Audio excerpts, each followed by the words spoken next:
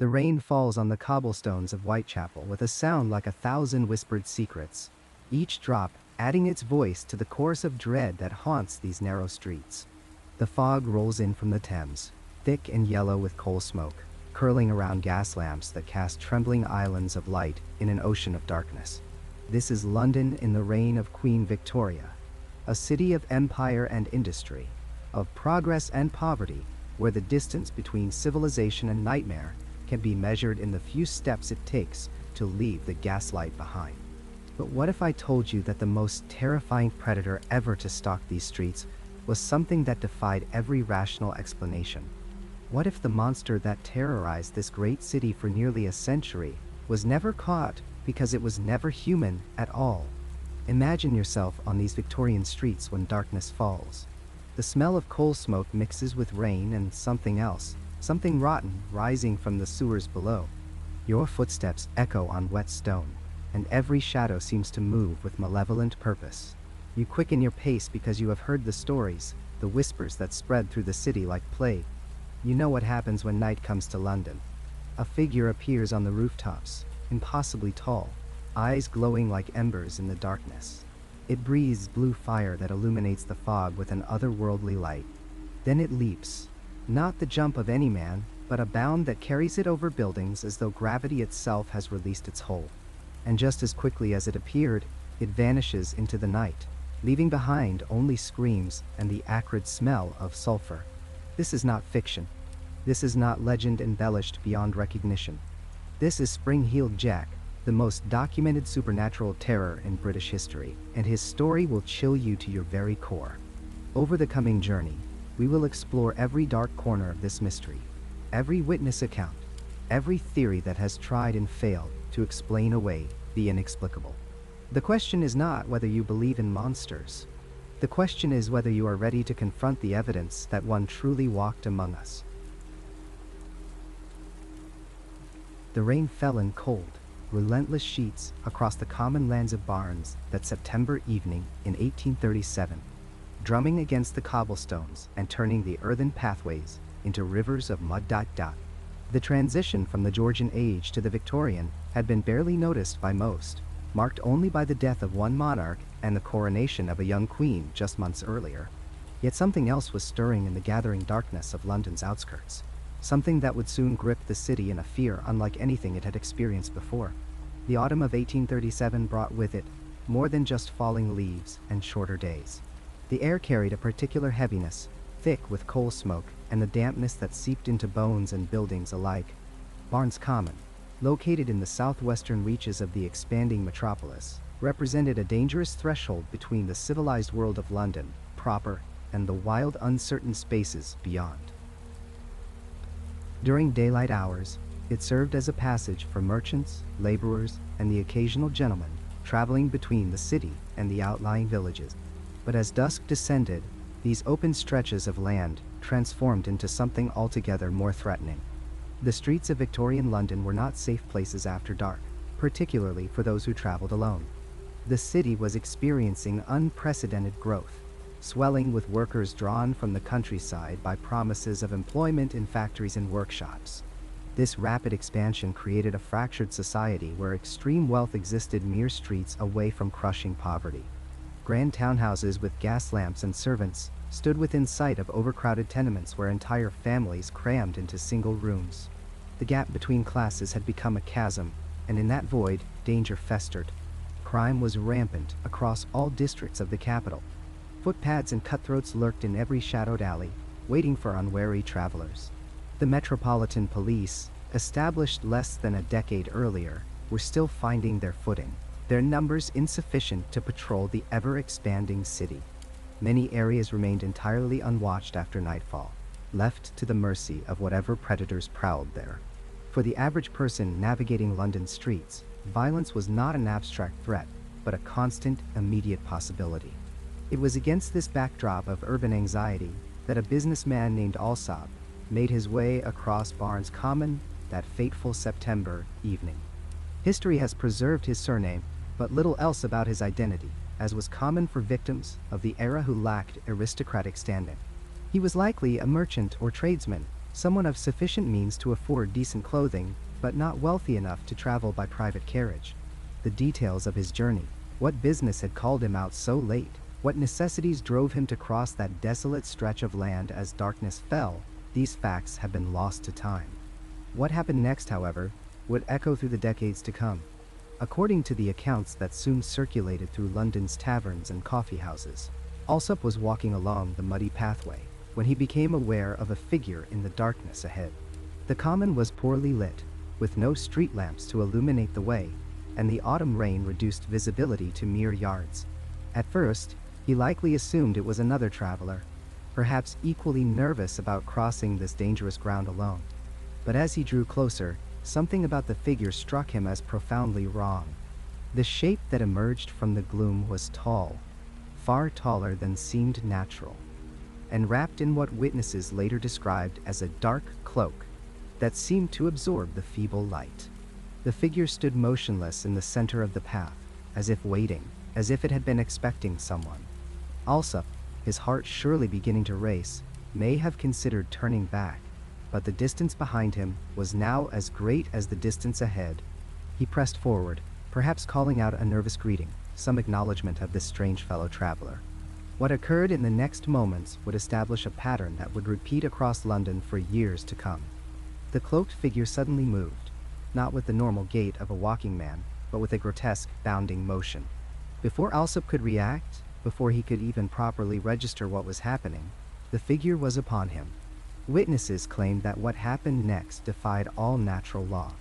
The attacker sprang into the air with impossible force, leaping completely over Alsop in a single bound, clearing a height that no human should have been capable of achieving. But the assault was not merely meant to frighten.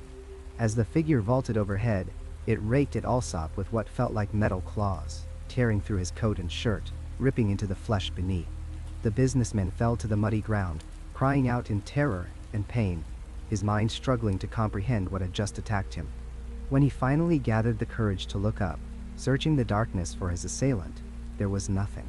The figure had vanished as suddenly as it had appeared, swallowed by the rain and the night, leaving only the sound of receding footsteps that seemed too light, too quick to be entirely human.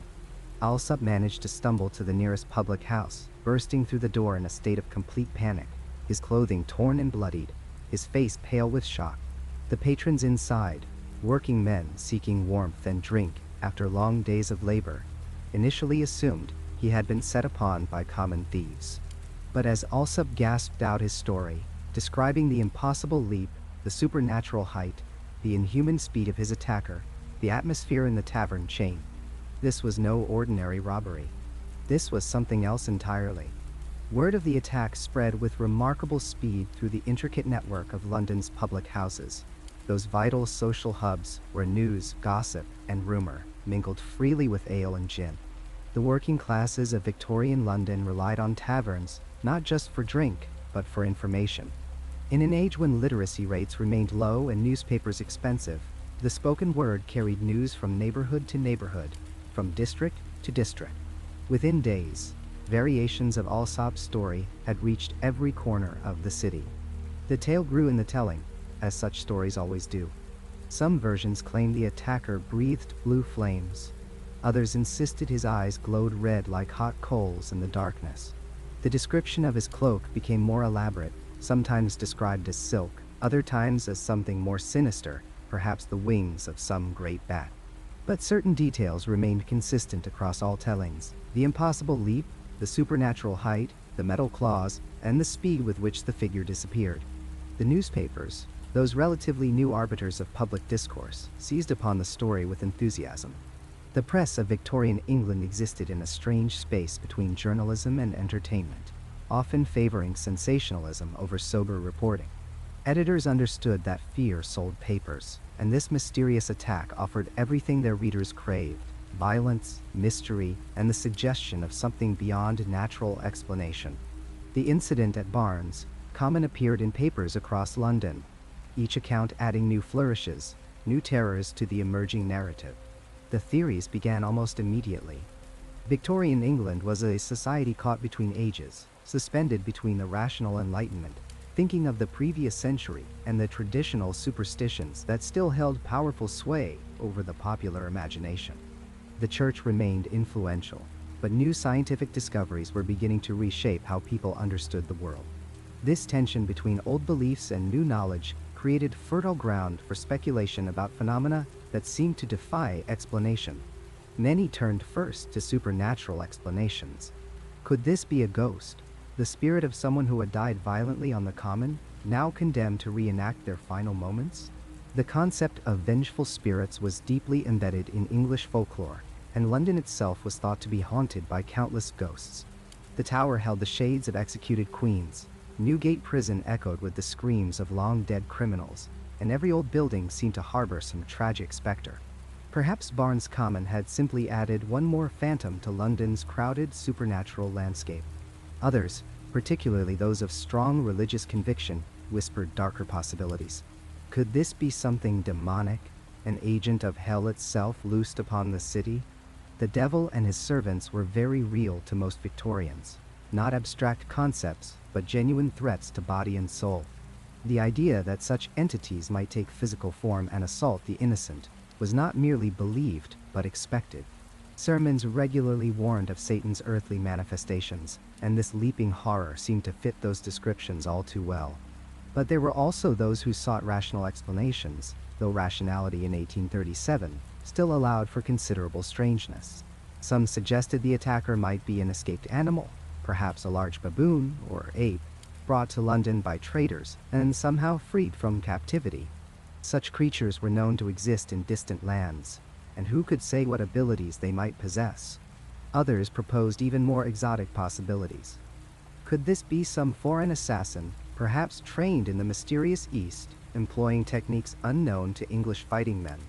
The most skeptical voices attributed the entire affair to mass hysteria, that peculiar social phenomenon where fear feeds upon itself, creating terrors out of shadows and misunderstanding.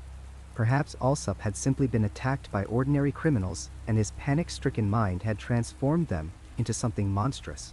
Perhaps there was no attacker at all, merely a fall in the darkness, and an imagination inflamed by drink or exhaustion. These explanations found little purchase among the general population, who wanted something more, who needed their fears to have substance and form. What made the Barnes Common attack so powerful, so resonant with London's population, was the way it crystallized anxieties that already permeated Victorian society. The city was changing too quickly, growing too fast, filling with too many strangers. The old certainties were crumbling, replaced by industrial smoke and the constant din of machinery. People felt unmoored, uncertain, vulnerable to forces beyond their control or comprehension. In that environment, a figure who could leap over carriages, who moved with inhuman speed and vanished without trace, became a perfect embodiment of their deepest fears. The attack on Alsop in September of 1837 would not remain an isolated incident. It was merely the beginning, the first documented encounter with something that would haunt London for years to come. But in that initial moment, as the story spread through taverns and appeared in newspapers, as theories multiplied and fears intensified, something was born in the collective consciousness of the city. A legend was taking shape, fed by darkness and rain and the particular terrors of the age. The stage was set for a phenomenon that would become one of Victorian London's most enduring mysteries. A terror that would leap from the pages of history into folklore, and remain there long after the facts had faded into uncertainty. The rain came down in sheets that October evening in 1837, turning the pathways of Clapham Common into rivers of mud and shadow. Polly Adams clutched her thin shawl tighter around her shoulders, her worn boots squelching through puddles as she hurried homeward. She was 18 years old, a servant girl employed in one of the respectable households that dotted the edges of the common, and she had stayed later than usual helping with the evening meal preparations. Now darkness had fallen completely, and the lamplights of the main road seemed impossibly far away. The common itself stretched out before her like an ocean of blackness, the trees bending and creaking in the wind. Polly knew these paths well enough. She had walked them dozens of times before, even in the dark. There was comfort in familiarity, or so she told herself as she picked up her pace. The respectable middle-class neighborhood of Clapham was not supposed to harbor dangers. This was not the slums of Whitechapel or the dangerous rookeries of Seven Dials. Good people lived here. Honest people. But something felt wrong that night. Polly would later tell the magistrate that she had felt watched even before she saw him. The hair on the back of her neck stood up, and her breath came faster, though she could not have said why. She kept glancing over her shoulder, seeing nothing but rain and darkness, hearing nothing but the wind tearing through the branches overhead. She was perhaps 200 yards from the safety of the residential streets when the figure appeared. One moment the path ahead was empty. The next, he was there, as if he had materialized from the very air itself. Polly stopped dead in her tracks, her heart hammering so hard she could feel it in her throat. The rain continued to pour down around them both, but the figure stood perfectly still, blocking her way forward. What she saw in those first few seconds would haunt her for the rest of her life. The man, if man he was, wore the strangest costume she had ever seen. It was a suit of some kind, tight-fitting and gleaming wet in the darkness, made from what she could only describe as white oilskin. The material clung to his body like a second skin, reflecting what little light there was with an unnatural sheen. In the darkness and rain, he looked almost spectral, a ghost given terrible form. But it was his hands that drew her horrified gaze. They were not hands at all, not really. They were claws, long and metallic, extending from his fingertips like the talons of some monstrous bird. When he raised them slowly, deliberately, they caught what little moonlight penetrated the clouds, glinting with a cold, sharp light. Polly heard herself whimper, a small animal sound of pure terror. Her feet seemed rooted to the muddy ground. Every instinct screamed at her to run, but her body would not obey. She forced herself to look at his face, searching desperately for some sign of humanity, some indication that this was merely a man in a strange costume, perhaps playing a cruel joke. What she saw instead would shatter any hope of rational explanation. His eyes glowed. Not reflected light, not a trick of the darkness, but actual illumination emanating from within. They burned red in the shadows, like hot coals pulled from a fire, fixed upon her with an intensity that seemed to pierce straight through to her soul. Polly tried to scream, but her throat had closed up entirely. She managed only a strangled gasp as the figure took a step toward her. His movements were wrong somehow, too fluid and too quick, not the gait of any person she had ever seen. He seemed to glide across the muddy path, those terrible clawed hands reaching out toward her face. And then he opened his mouth. What happened next would become the defining detail of the spring-heeled Jack legend, the element that transformed a simple assault into something that defied all natural explanation. The figure leaned close to Polly, close enough that she could smell something acrid and chemical on him, and exhaled directly into her face. But what came from his mouth was not breath. It was flame. Blue and white fire erupted from between his lips, washing over her in a blast of terrible heat. Polly's mind simply could not process what was happening. The flames did not burn her skin, not exactly, but they seemed to sear themselves into her consciousness, paralyzing every muscle in her body.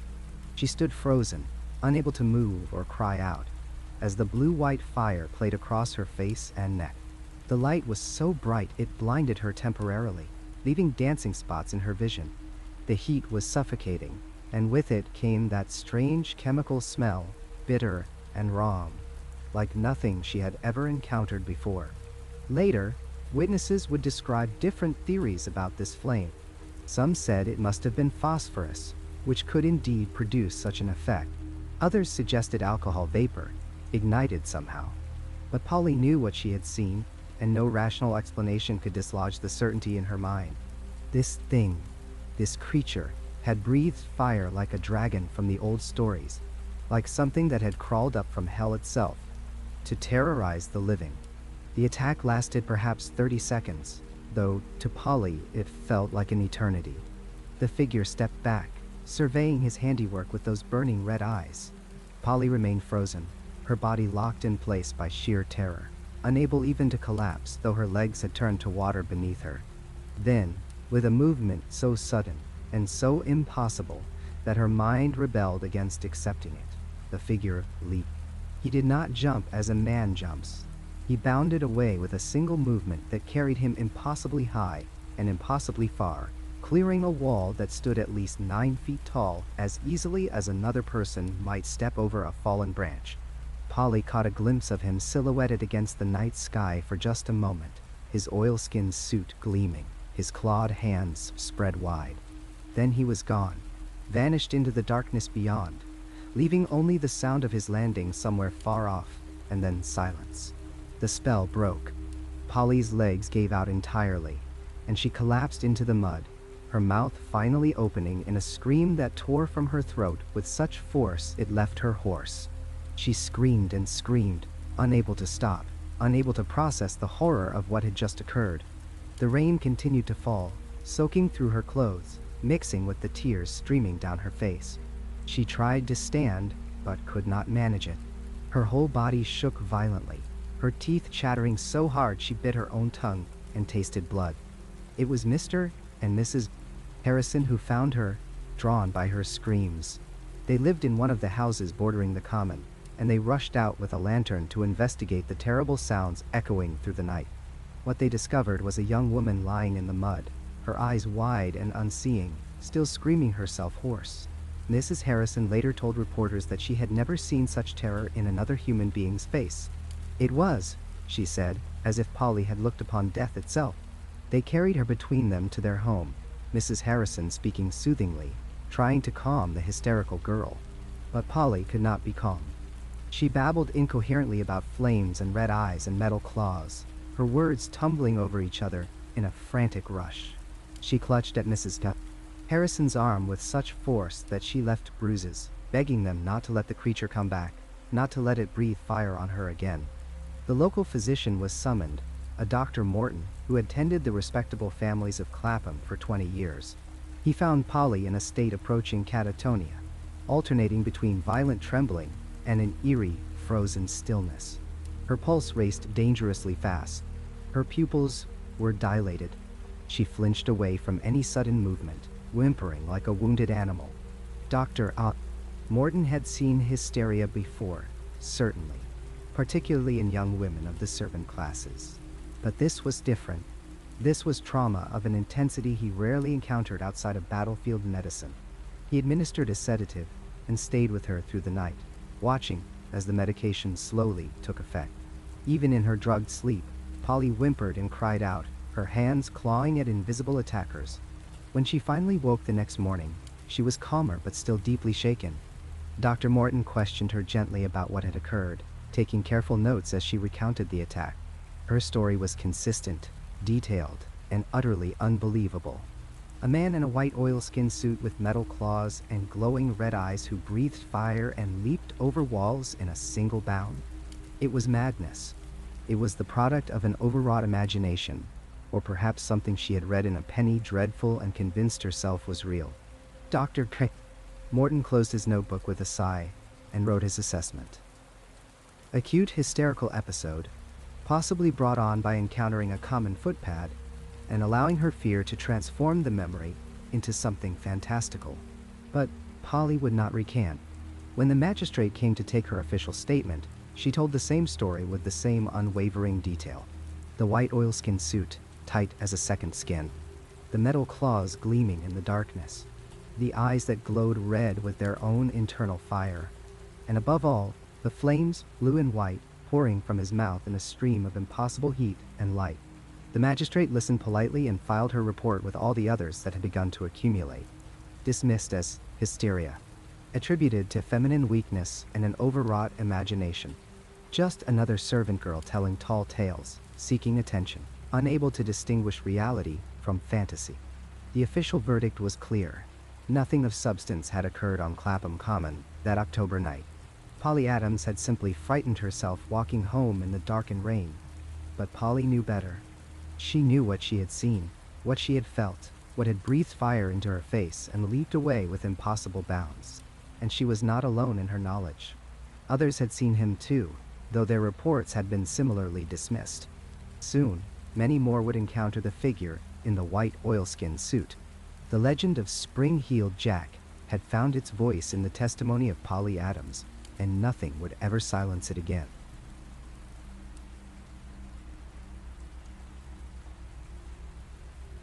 The evening of February 20th, 1838, began unremarkably for Jane Alsop.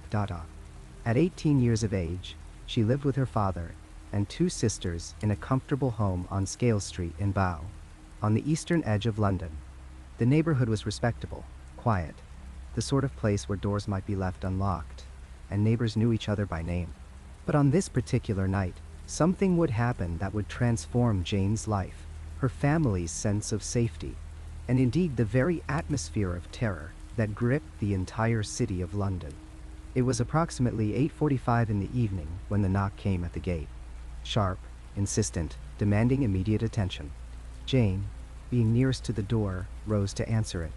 Perhaps she felt a moment of curiosity, or perhaps simple duty compelled her forward. The streets outside were dark, lit only by the occasional gas lamp that cast long shadows across the cobblestones. When she opened the door, she found herself face to face with a figure wrapped in a dark cloak. The man identified himself immediately as a police officer. His voice carried authority, urgency. He spoke quickly, breathlessly, explaining that they had caught Spring-Heeled Jack in the nearby lane. The name itself must have sent a chill through Jane. For weeks now, the newspapers had been filled with accounts of this mysterious figure, this creature that terrorized young women across London. The constable, or the man claiming to be a constable, requested that Jane bring a light. They needed illumination to see the captured villain properly, he explained. It was a reasonable request, the sort of thing any law-abiding citizen would comply with immediately. Jane turned back toward the house, her mind likely racing with the excitement of the moment. Spring-Heeled Jack, caught at last, right here on her very street. She fetched a candle, its flame flickering in the cold February air, and returned to the gate. The cloaked figure stood waiting, patient, still. She extended the light toward him, stepping closer, eager perhaps to glimpse the notorious criminal who had become the subject of so much fearful gossip. What happened next would haunt Jane Alsop for the rest of her life. The moment she came within arm's reach, the figure moved with shocking speed. He threw off his cloak in one violent motion, and Jane found herself staring at something that defied rational explanation. The creature before her wore a tight-fitting garment that seemed to gleam in the candlelight, white or perhaps silvery, unlike any fabric she had seen before. But it was his appearance that truly terrified her. His eyes blazed with an unnatural red light, fierce and penetrating, seeming to glow with their own internal fire. His features were sharp, angular, twisted into an expression of malevolent glee. Before Jane could scream, before she could move, before her mind could fully process what she was seeing, he lunged forward and seized her. His grip was iron strong, fingers digging into her arms and shoulders with crushing force. Jane struggled immediately, trying to pull away, but he held her fast. And then came the most horrifying moment of all. The creature opened its mouth, and from between those twisted lips erupted a stream of blue flame. Not metaphorical fire, not a trick of the light, but actual flames, bright blue and white, that shot directly into Jane's face. The heat was intense, searingly hot against her skin. The light was blinding, filling her vision with nothing but that terrible azure glow. She could smell something acrid, chemical, unlike anything natural. The flames seemed to pour from his mouth in great quantities, as though he were some demon fresh from hell itself, vomiting fire upon his victim. Jane screamed. The sound tore from her throat, raw and primal, a cry of absolute terror. She thrashed in his grip, fighting with every ounce of strength she possessed, but the creature seemed impossibly strong. His fingers tore at her dress, ripping the fabric, exposing her arms and shoulders to the cold night air. He pulled her hair, yanking her head back, forcing her to look into those burning red eyes. All the while, those blue flames continued to erupt from his mouth, scorching her face, her neck, filling her nostrils with that strange chemical stench. Inside the house, Jane's sisters heard her screams. The sound was unmistakable, the kind of desperate cry that speaks of mortal danger. They came running, their own voices rising in panic and alarm. Their screams joined Jane's, creating a chorus of terror that echoed down Scales Street. Lights began appearing in neighboring windows. Doors opened as concerned residents peered out into the darkness, trying to understand the source of such commotion. The creature held Jane for what seemed like an eternity, though it could only have been seconds. His claws, and Jane would later insist they were claws rather than ordinary fingernails, scraped across her skin, leaving angry red marks. He seemed to delight in her terror, in the helplessness of his victim. But the approach of her family, the gathering crowd of neighbors, the increasing chaos, finally prompted him to act. With a strength that seemed superhuman, he shoved Jane violently backward. She stumbled, nearly falling, her torn dress tangling around her leg. And then, before anyone could grab him, before anyone could get a clear look at his face, the creature turned and fled. But not in the manner of an ordinary man. Witnesses would later swear that he didn't simply run. He bounded away with enormous leaps, covering yards with each jump, moving with a speed and agility that seemed impossible for any normal human being. He disappeared into the darkness of the lane, his silvery garment catching the lamplight one final time before he vanished completely into the night. Jane collapsed into her sister's arms, sobbing, trembling, barely coherent. Her dress was in tatters, hanging from her shoulders in shreds. Her face was reddened, marked by the heat of those impossible flames. Her hair, which had been neatly arranged at the start of the evening, now hung wild and disheveled. The chemical smell clung to her clothes and skin, a lingering reminder of the attack. She was, by all accounts, hysterical, and who could blame her? What she had experienced defied all rational explanation, all normal understanding of what was possible in the world. The Alsop family wasted no time in reporting the incident. Before the night was over, the police had been summoned, statements had been taken, and a formal investigation had begun. This was no longer a matter of vague rumors or second-hand accounts. This was a documented assault on a respectable young woman in her own home, with multiple witnesses, physical evidence, and a victim willing to testify in explicit detail about what had occurred. Jane's description of her attacker was remarkably precise, especially given the traumatic nature of the encounter. She described the tight-fitting white garment that covered his body, unlike any normal clothing. She spoke of his eyes, glowing red like coals in a fire, with a penetrating, malevolent intelligence behind them. She detailed the way flames had erupted from his mouth, blue and white, impossibly bright, scorching hot. She described his hands, which she insisted ended in metallic claws rather than ordinary fingers. And she emphasized his strength, which far exceeded that of any normal man, and the way he had bounded away in those enormous, inhuman leaps. The police took her testimony seriously. This was not dismissed as the fantasy of a hysterical girl or the exaggeration of an attention seeker. The physical evidence supported her claims. Her dress was genuinely torn, not simply disarranged, but violently ripped. Her skin showed marks consistent with her description of being grabbed and held. The chemical smell that clung to her was noted by the investigating officers themselves. Something had definitely happened to Jane Alsop, something violent and terrifying. The investigation expanded rapidly. Officers canvassed the neighborhood, interviewing anyone who might have seen something, anything, that could help identify the attacker. They examined the scene of the attack, looking for footprints, discarded items, any clue that might lead them to the perpetrator. They compiled Jane's description alongside other reported sightings of spring-heeled Jack from previous weeks, looking for patterns, commonalities, anything that might help them understand what they were dealing with.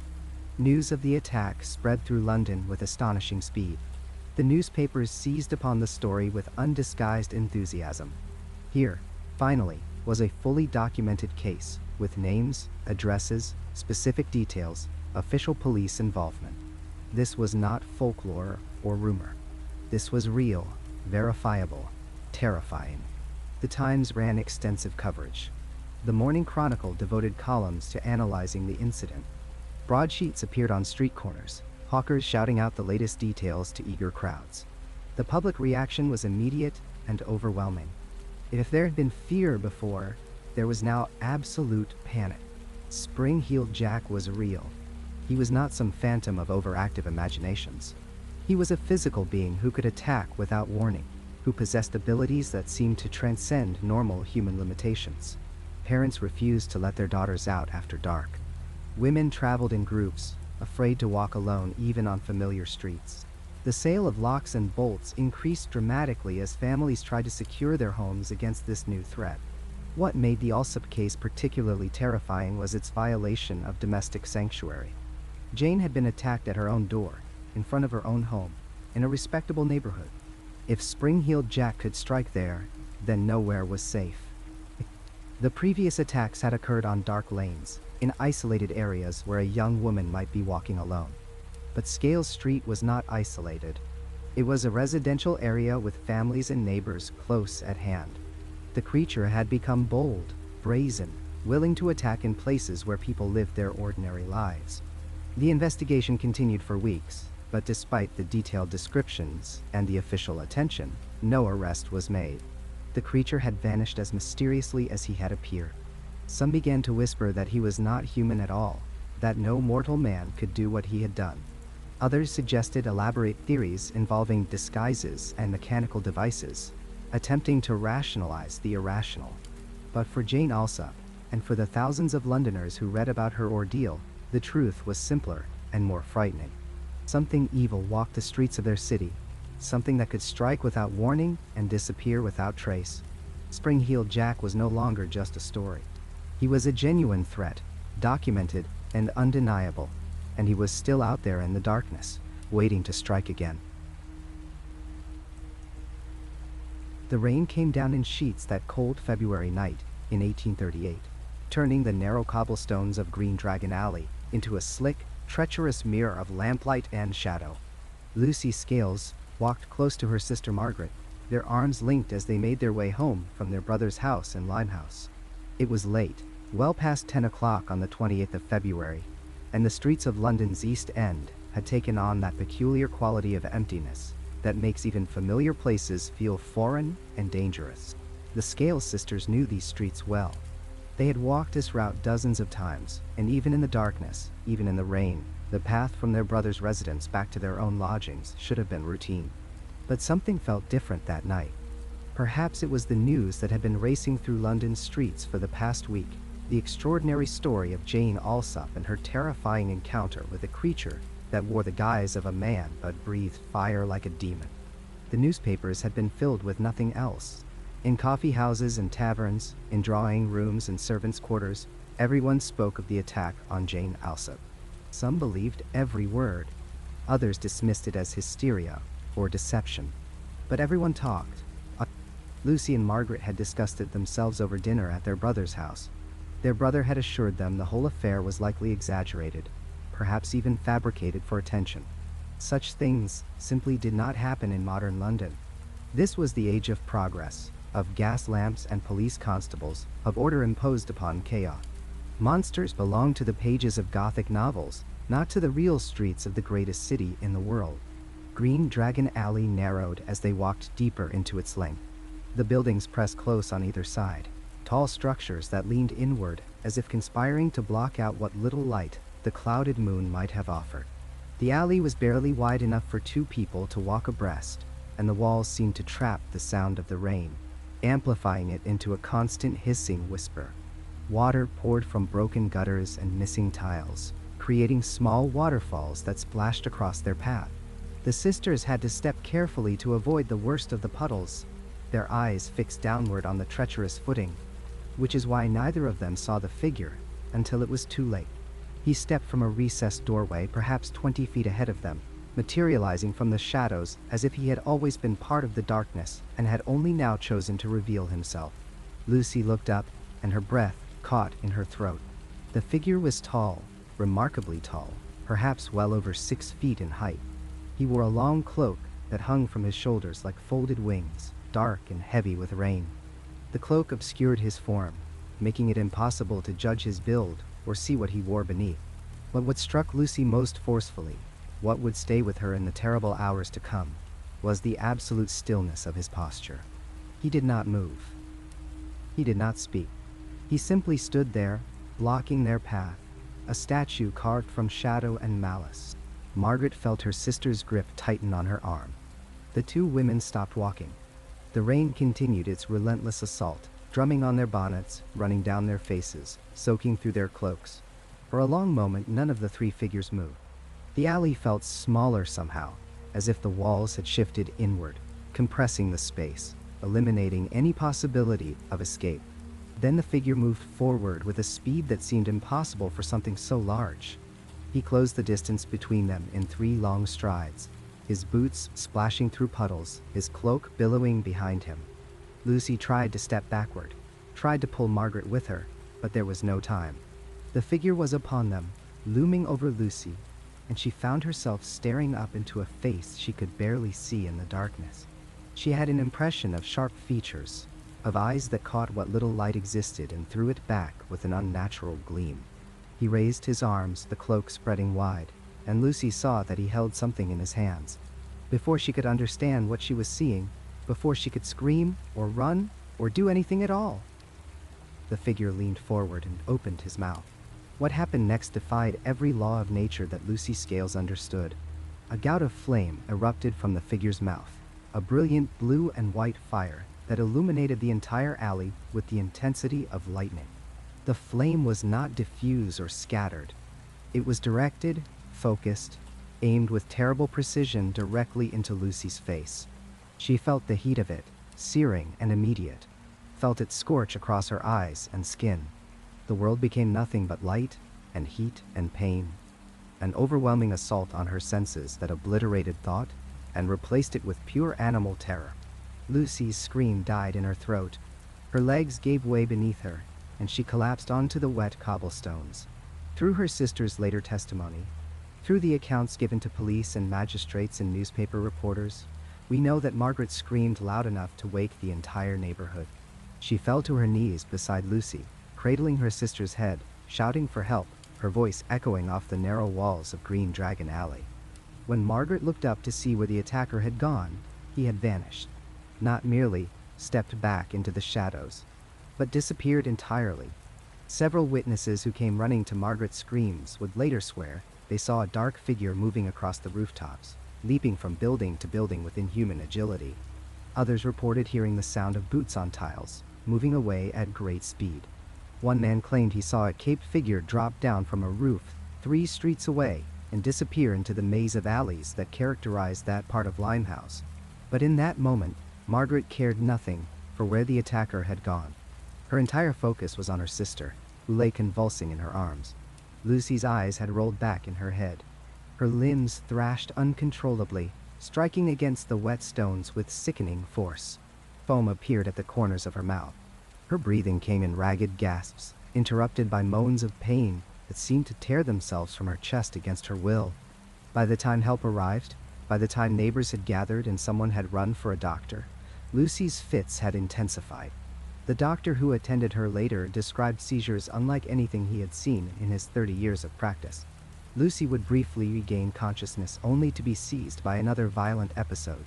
Her body would arch backward, every muscle rigid, her hands clawing at the air, as if fighting an invisible enemy. Then the rigidity would give way to wild thrashing that required 3 grown men to restrain her lest she injure herself. These fits continued for hours.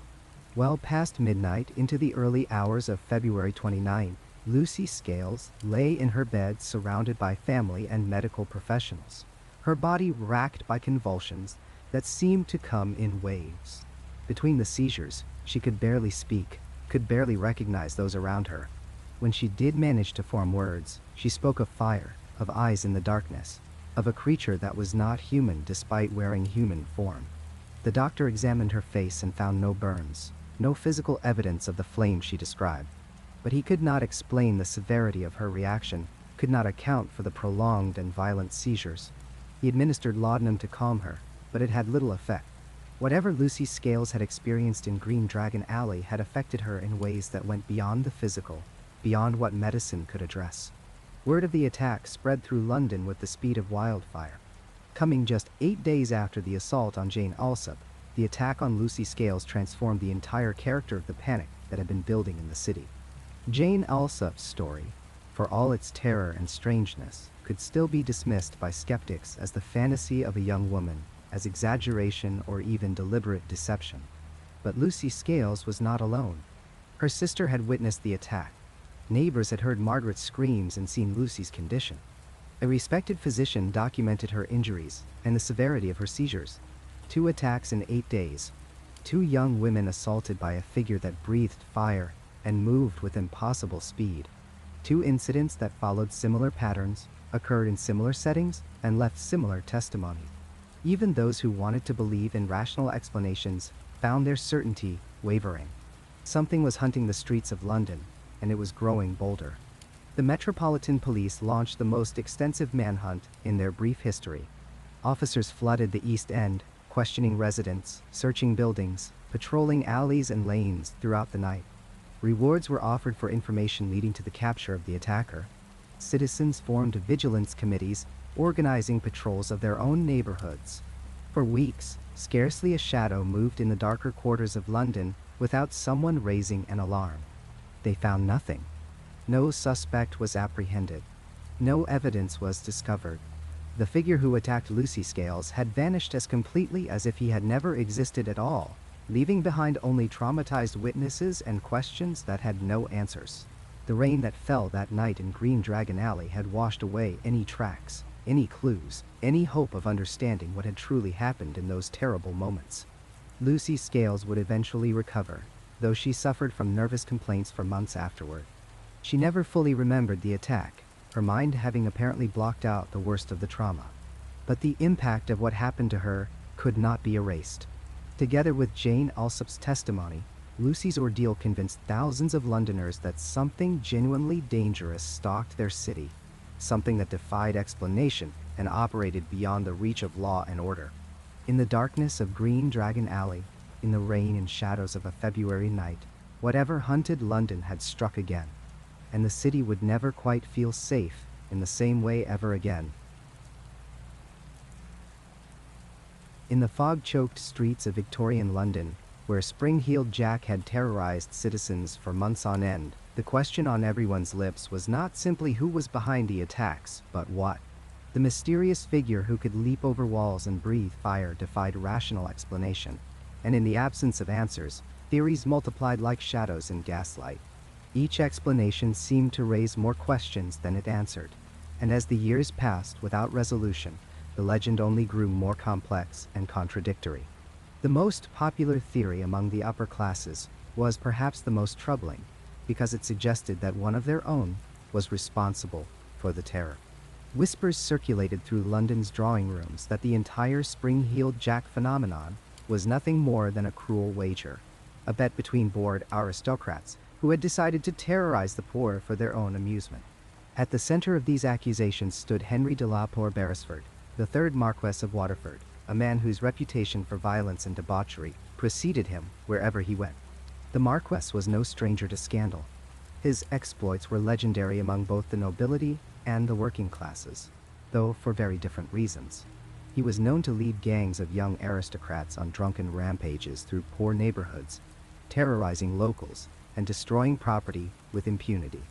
On one notorious occasion, he and his friends had painted an entire town red, literally covering buildings, doors, and even a toll gate with red paint after a particularly wild night of drinking.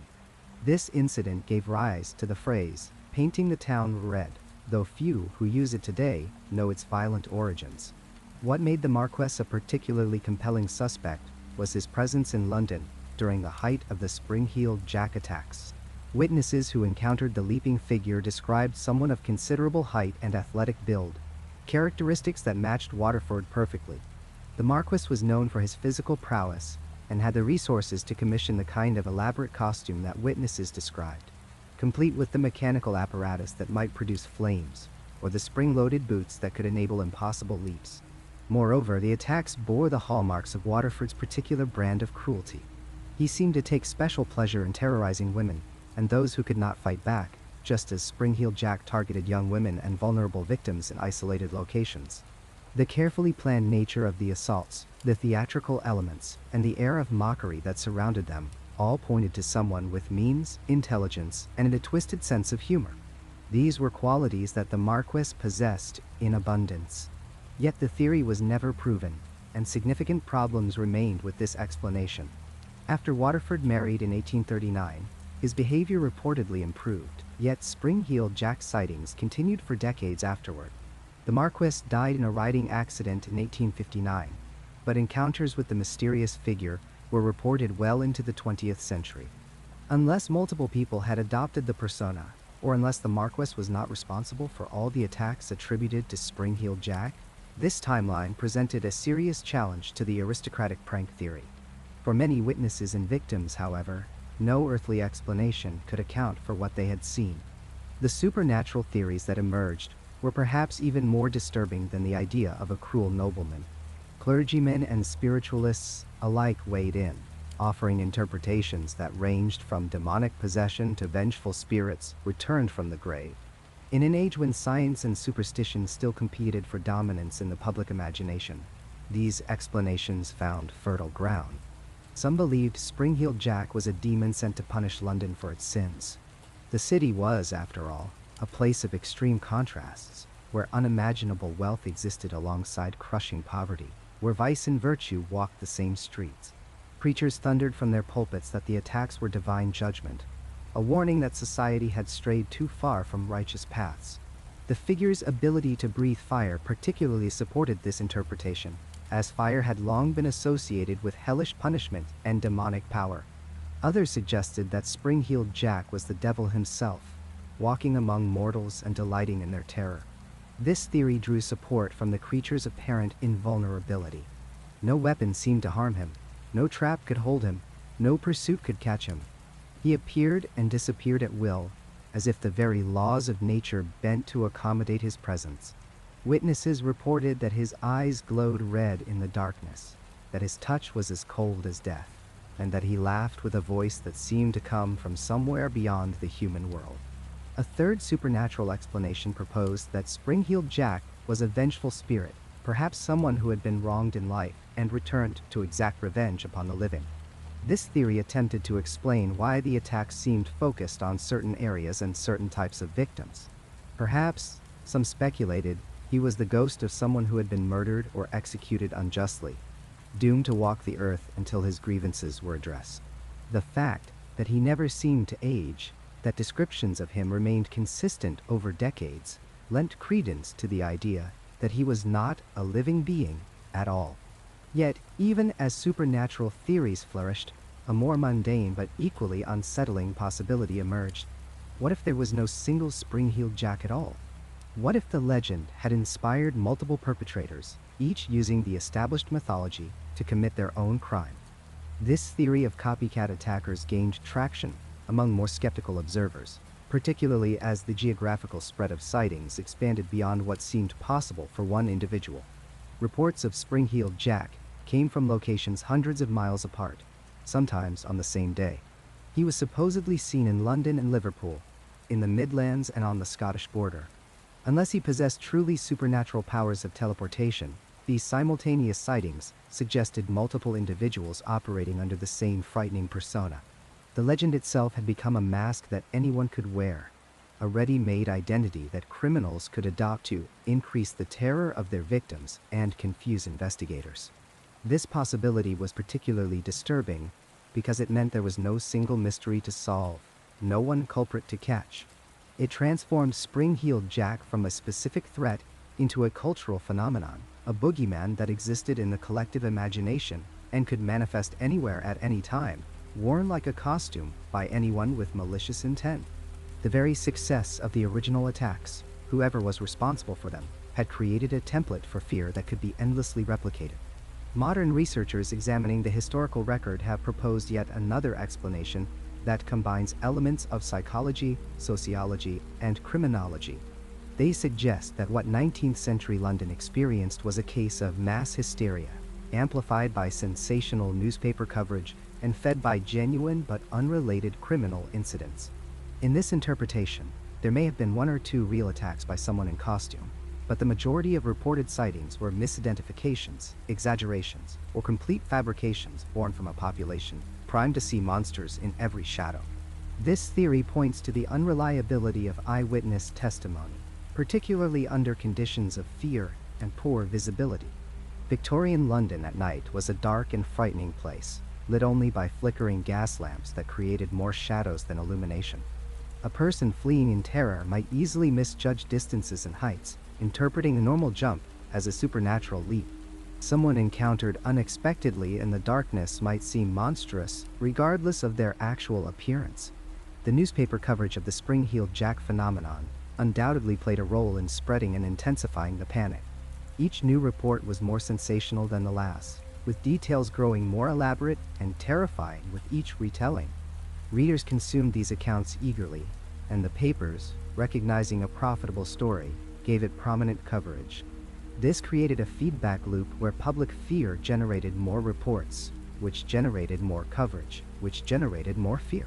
In such an atmosphere, any unusual occurrence could be attributed to Spring-Heeled Jack, whether or not it bore any resemblance to the original attacks. Yet even the most skeptical explanations struggled to account for certain consistent details that appeared across decades of sightings. The technical mysteries remained stubbornly resistant to simple answers. How, for instance, did he breathe fire? Several theories have been proposed, from hidden bellows filled with phosphorus to specially designed chemical devices that could produce flame on demand. Some suggested he held alcohol or lamp oil in his mouth and expelled it across a spark, creating a dramatic fireball. But if this were the case, why were there no reports of burns to the attacker himself? Why did witnesses never report the smell of fuel or chemicals? The question of the superhuman leaps proved equally puzzling. Multiple witnesses, many of them sober and respectable citizens, reported seeing the figure clear obstacles that should have been impossible for any human to jump. He supposedly leaped over 9-foot walls from a standing position, bounded across wide alleys, and jumped from ground level to second-story windows. While spring-loaded boots, or stilts, might explain some increased height, they could not easily account for the horizontal distance achieved, nor for the apparent grace and control with which these leaps were executed. Some modern researchers have suggested that these apparently impossible feats might be explained by parkour-like athletic abilities combined with clever use of architectural features. A skilled athlete who knew the terrain could use handholds, footholds, and leverage points invisible to witnesses watching from a distance or in poor light. What appeared to be a single impossible leap might actually have been a rapid series of movements executed so quickly that observers perceived it as one continuous jump. Yet this explanation requires a level of athletic ability that would have been extraordinary in any era, and it still does not fully account for the consistency of witness descriptions across different locations and time periods. Perhaps the greatest mystery of all was why Spring-Heeled Jack was never caught despite massive police efforts and public vigilance. When the attacks were at their height, authorities organized large-scale searches and stakeouts. Rewards were offered for information. Citizens formed vigilance committees and patrol groups. The entire Metropolitan Police Force was on alert. Yet despite numerous encounters and many attempts at pursuit, the mysterious figure always escaped. He vanished into the night as if he had never been there at all, leaving only traumatized witnesses and more questions. Some explanations suggest he had intimate knowledge of London's geography, including secret passages, hidden courts, and routes through buildings that allowed him to disappear before pursuers could organize effective pursuit. Others propose he had accomplices who created diversions or provided escape routes. The possibility that he was a member of the aristocracy suggests he might have had safe houses where he could quickly change clothes and abandon his costume, transforming from monster to gentleman in moments. But none of these explanations fully satisfy, and that perhaps is the most enduring aspect of the Spring-Heeled Jack mystery. Each theory explains some facts while leaving others unexplained. Each possibility opens new questions even as it attempts to answer old ones. Was he a nobleman, a demon, many different people, or a mass delusion? Was he real or imagined, human or supernatural, individual or collective phenomenon? The truth, if such a thing can be said to exist in cases like this, likely lies somewhere in the intersection of these theories, rather than in any single explanation. Perhaps there was an original perpetrator, possibly the Marquess or someone similar, whose actions inspired both copycat crimes and mass hysteria. Perhaps supernatural beliefs of the era colored and distorted real events, transforming a human criminal into a demonic figure through the lens of Victorian fears and superstitions. Perhaps the technological mysteries have simpler explanations that seem exotic only because we lack complete information about what actually occurred. What remains undeniable is that Spring-Heeled Jack terrorized London and beyond for the better part of a century, that real people were frightened and harmed. and that no explanation has ever fully accounted for all the evidence. The mystery persists not because we lack theories, but because we have too many, each as plausible and as problematic as the others. And in that unresolved ambiguity, in that space where certainty fails and questions multiply, the legend continues to live and breathe and leap through our imaginations, as elusive now as it was then. Something stalked Victorian England for more than 60 years, and its consistency defied every rational explanation. The thing that would become known as Spring-Heeled Jack first materialized in the 1830s, but it was the 1840s when the sightings exploded across London with a ferocity that suggested something beyond mere urban legend. What made these accounts remarkable was not simply their frequency, but their disturbing uniformity. From the cobbled streets of Peckham to the gaslit squares of Kensington, witnesses described the same impossible figure with an agreement that transcended coincidence. In February of 1838, Jane Alsop answered a knock at her father's door in Bow. The figure waiting in the darkness wore a long cloak and claimed to be a police officer who needed a light to pursue a criminal lurking in the lane. The moment Jane brought the candle, he threw off his cloak and revealed something that would scar her memory forever.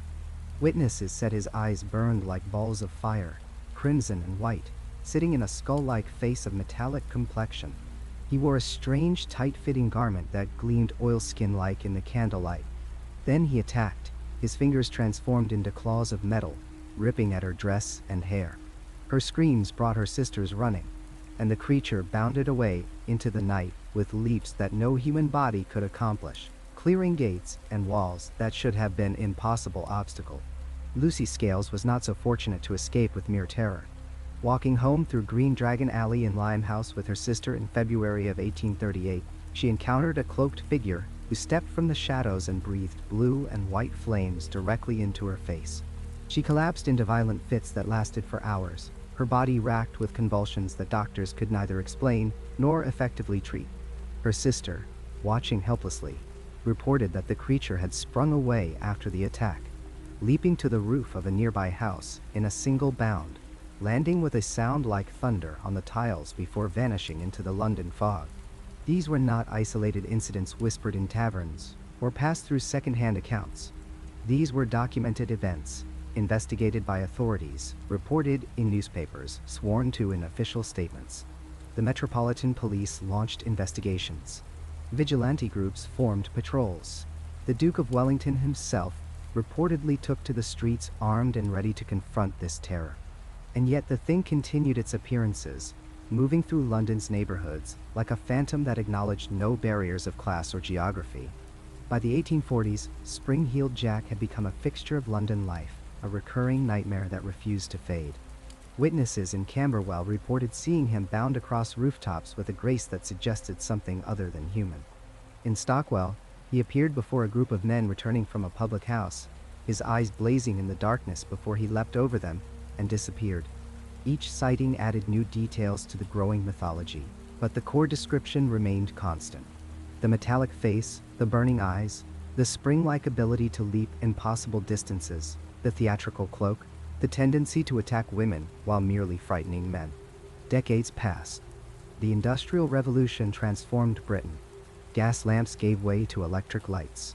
The Victorian era matured from its anxious youth into confident middle age.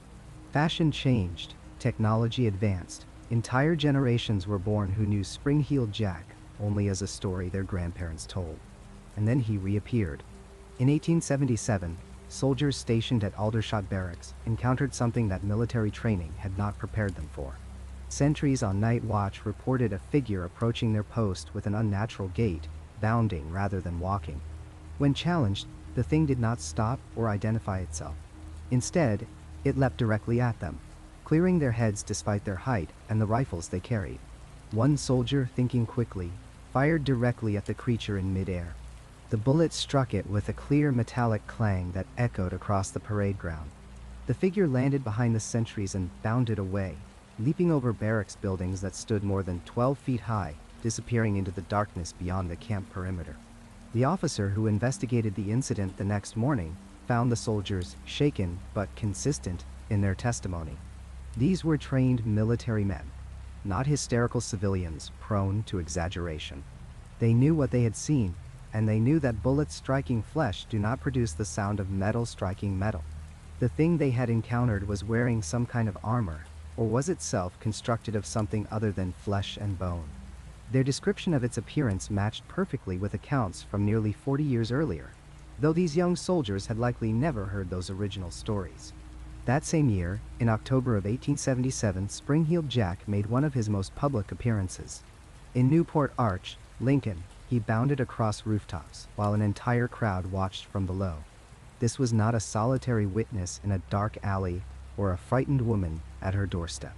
This was dozens of people, standing in daylight or twilight's last remnants, watching something move across the peaked roofs of the old city with impossible agility. He leapt from building to building, his cloak billowing behind him, covering distances that would have killed a normal man attempting the same feat. The crowd shouted and pointed, some in fear, others in amazement. Local constables attempted to pursue him, following his path through the streets below, but they could not match his speed or trajectory. He bounded beyond the medieval arch and vanished into the countryside beyond. Newspapers reported the incident with a mixture of sensation and bewilderment. By 1877, Spring-Heeled Jack had been terrorizing Britain for nearly 40 years, yet he showed no signs of aging, no diminishment of his impossible abilities. If he had been a man in his 20s during the 1830s attacks, he would now be in his 60s or 70s, yet witnesses describe the same athletic figure, capable of inhuman leaps and possessing the same disturbing features. The autumn of 1888 brought fresh horror to London's East End. A killer stalked the narrow streets of Whitechapel, murdering and mutilating women with surgical precision and complete impunity. The newspapers called him Jack the Ripper, and the coincidence of names did not escape public notice. Could Spring-Heeled Jack and Jack the Ripper be the same entity? Some witnesses claimed to have seen a bounding figure in the vicinity of the murders, a caped shape that leapt across rooftops, near where bodies were discovered. The speculation grew wild in the press and in public houses throughout London. Perhaps this creature that had terrorized the city for 50 years had escalated from assault to murder. Perhaps his burning eyes and metallic claws were not theatrical props, but the true face of something demonic, something that fed on fear and blood in equal measure. The theory was never proven, and the Ripper murders eventually ceased, but the parallel nature of the two Jacks created a permanent association in the public imagination. Spring-Heeled Jack was no longer merely a leaping phantom who frightened women and baffled authorities. He had become something darker, a potential murderer, a creature whose true nature and intentions remained unfathomable. The new century arrived with its promises of modernity and enlightenment. The Victorian era gave way to the Edwardian age. Electric lights illuminated streets that had once known only gas and flame. Automobiles began to replace horse-drawn carriages. The world was transforming at a pace that would have been unimaginable to those who first encountered Spring-Heeled Jack in the 1830s. And yet, in 1904, he appeared again. Liverpool, a bustling port city in England's industrial northwest, became the site of the final documented sighting. On a street in the city's southern district, multiple witnesses watched as a figure in a flowing cape leapt over entire houses, bounding from rooftop to rooftop with the same impossible grace that had characterized every sighting for the previous 67 years. The witnesses were not country folk prone to superstition or working-class Londoners dismissed as unreliable. They included merchants, clerks, and respectable members of Liverpool's growing middle class.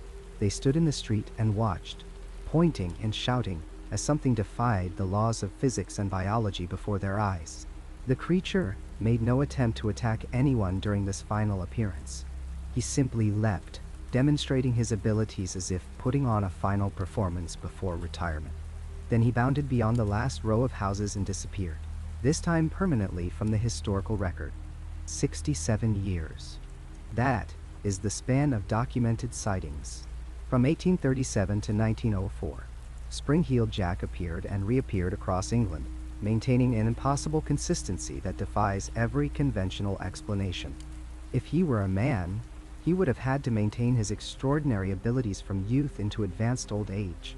If he were multiple men, carrying on an elaborate hoax, they would have had to coordinate across decades, cities, and social circumstances without ever being exposed or leaving evidence of conspiracy. If he were purely mass hysteria or folklore taking physical form in people's imaginations, how does one explain the specificity of the descriptions, the physical evidence of attacks, the testimony of trained soldiers who fired upon him? The consistency is what haunts the rational mind. Different witnesses in different cities across nearly 7 decades describe the same metallic face, the same burning eyes, the same spring-like leaps, the same theatrical presentation.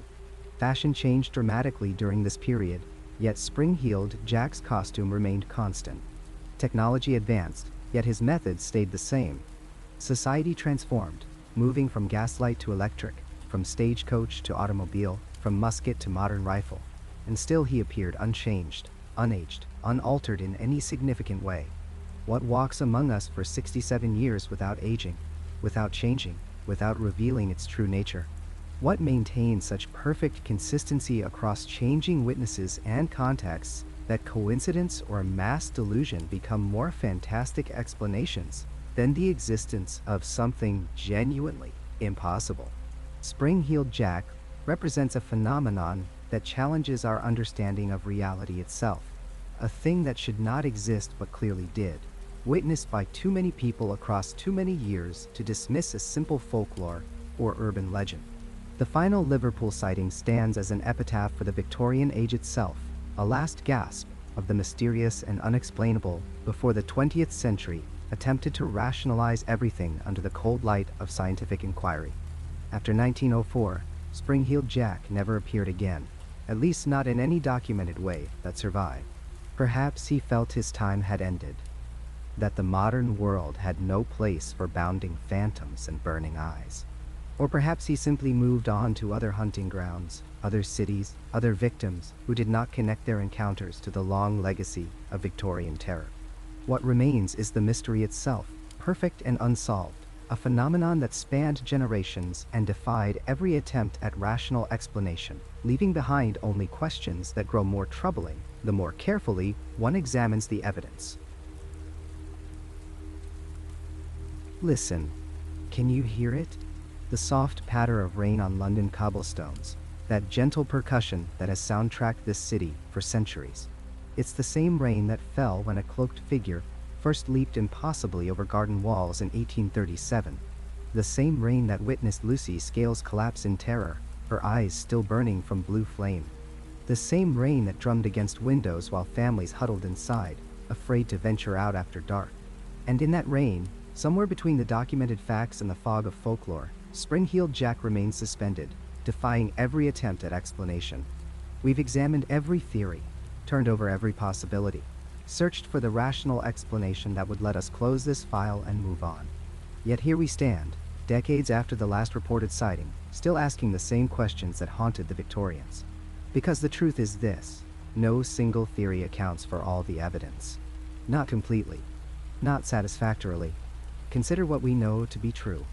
Witness testimony spanning 67 years, from 1837 to 1904. Multiple cities, dozens of witnesses from different social classes, police reports filed and investigated.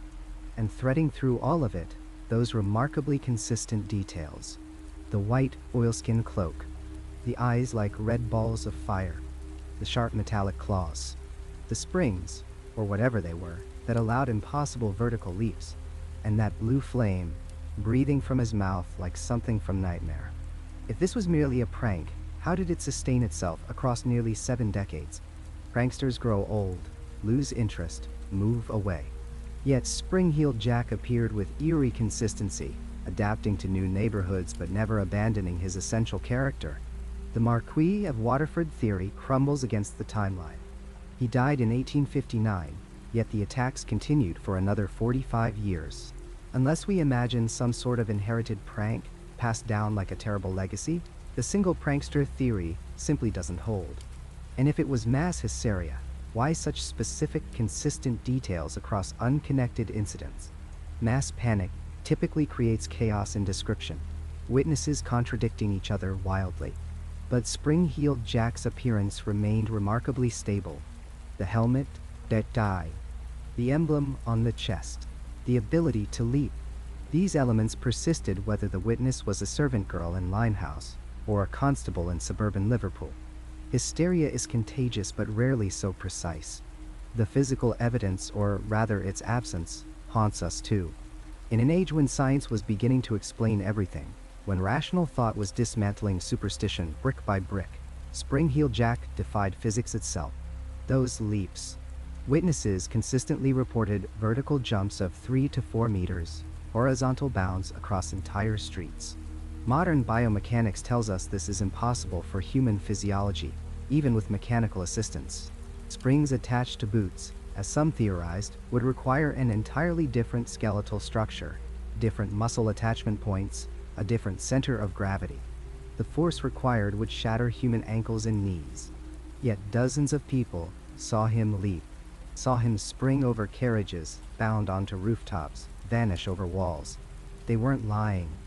The terror in their testimonies is too genuine, too visceral. These were people whose lives were disrupted, sometimes permanently altered, by what they witnessed. The blue flame presents its own mystery. In 1838, when he first breathed fire at Lucy Scales, such theatrical effects were possible, but rare. Stage magicians had primitive flash powder, but deploying it while simultaneously assaulting someone in a dark alley? The logistics strain credibility. And again, the consistency.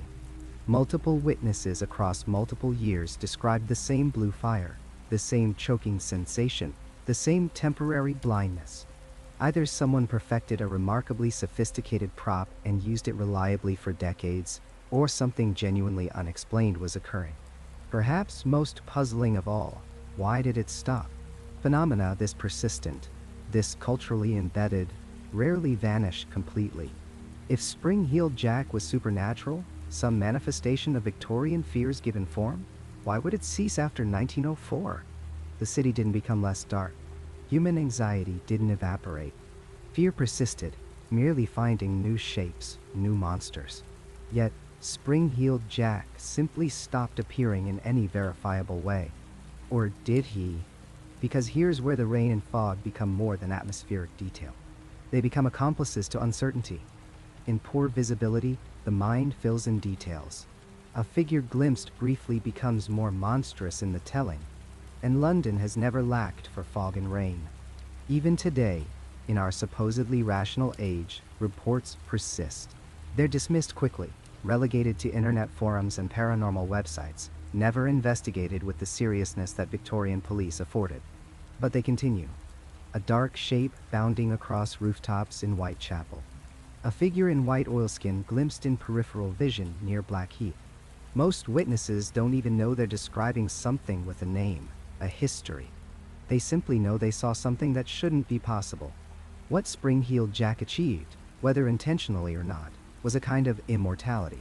He influenced Victorian culture profoundly, appearing in penny dreadfuls, inspiring plays and songs, becoming shorthand for inexplicable urban terror. But unlike most Victorian bogeymen, he had something most monsters lack: extensive documented witness testimony. He exists in police records, newspaper archives, official correspondence. He's not merely folklore. He's also fact, or at least documented experience.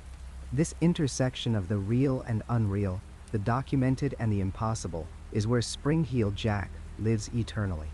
He cannot be fully explained because he refuses to fit into our categories. Too well documented to dismiss as pure fiction. Too impossible to accept as mundane reality. Too consistent to be simple hysteria. Too inexplicable to be mere prank. And so the rain continues falling on London streets, washing away footprints, blurring outlines, keeping secrets. On foggy nights, visibility drops, and the familiar becomes strained. That alley you've walked 1,000 times suddenly seems deeper, darker. That sound behind you might be footsteps, or it might be echo. That shape on the rooftop, silhouetted briefly against the sodium lights, might be a bird, or a trick of perspective, or something that shouldn't be possible. Perhaps we're better off not seeing clearly. Perhaps the rain is a mercy, obscuring what we're not equipped to understand. The Victorians learned to live with their monster, to tell their children to come home before dark, to lock their doors and trust that morning would bring safety and sense. We've inherited their uncertainty, their lingering questions, their incomplete explanations. Spring-heeled Jack endures because mystery itself endured. Because some questions resist answering. Because on rainy London nights, when fog rolls through empty streets and gas lamps cast uncertain shadows, it's still possible, just barely, to believe that something impossible might leap from the darkness, eyes blazing like fire, defying every law we've written to keep the world safely rational. The rain knows. It's been watching all along. And it's not telling.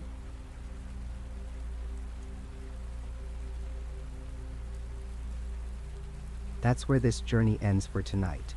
If you made it all the way here, subscribe and hit the bell for more long-form stories like this. Check out the videos on screen for more right now. Drop your own experiences in the comments below. Thanks for listening, and I'll see you in the next one.